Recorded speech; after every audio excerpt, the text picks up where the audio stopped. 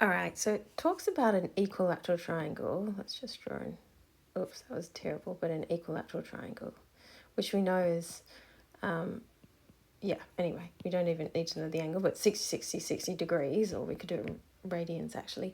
And it says one of the vertices is 1 plus root 3i, and we want the complex numbers represented by the other two vertices. They are all equidistant, here we go, from the origin. Oops, sorry. So there, let's say the origin was here. We're saying all these vertices are equidistant from the origin. So think about if we have one vector, which we do, we have a vector 1 plus root 3i. We want that same length, and it just rotated, and then rotate it again, or rotate it back. So we really just want to know that angle. The whole angle there is of course 2 pi, 360 degrees, and we're divvying it up, we're dividing it up into 3. So we just want to rotate 1 plus root 3i through an angle of 2 pi on 3 to get to here, and then again by another angle of 2 pi on 3 to get to here, or start at the beginning and go negative 2 pi on 3 to get to here, either way.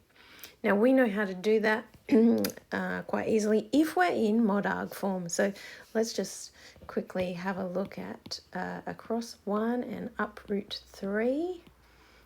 We can square, use Pythag and see that's 3 plus 1 is 4, root 4 is 2.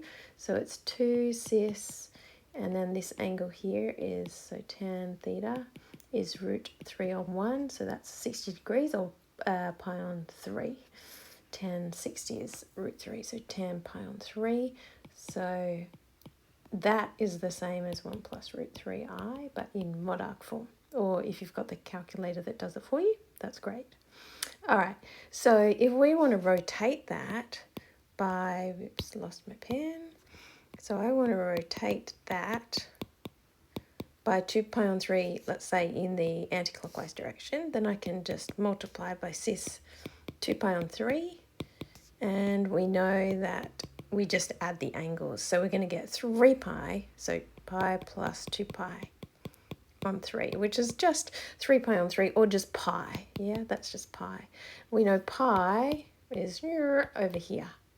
So if that length's 2, and that's, so it's got to be a negative 2 if that angle's pi. So one of our answers is going to be negative 2.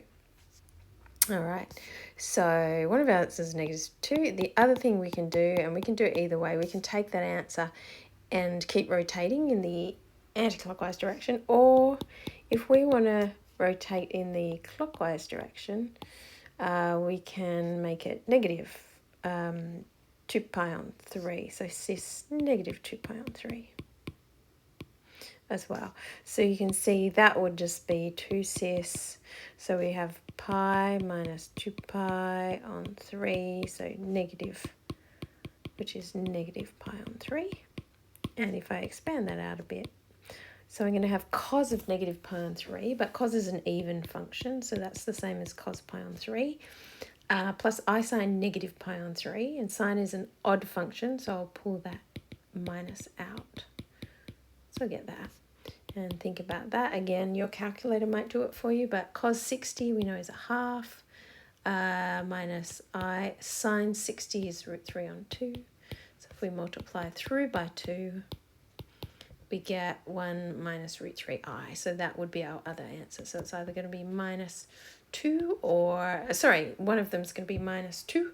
And so that might be at minus 2. So if we were to draw it, across 1 up root 3, let's say that's there, minus 2, let's say that's there, and then across 1 down root 3, which is here, because those two are conjugates of each other.